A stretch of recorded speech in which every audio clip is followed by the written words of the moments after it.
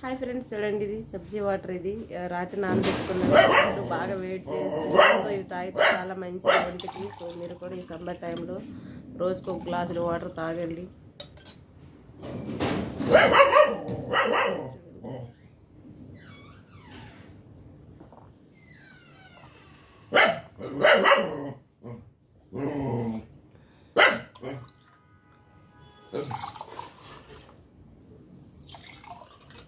ఇంట్లో మనకు కావాలంటే చక్కెర వేసుకోవచ్చు, వద్దనుకుంటే ఇలాగే తాగొచ్చు ప్లెయిన్గా. ఇంట్లో నిమ్మకాయ వేసుకొని తాగొచ్చు, మంచిది. సో నాకు ఇష్టం లేదు నిమ్మకాయ, ఇలా ప్లెయిన్గా తాగుతున్నాను.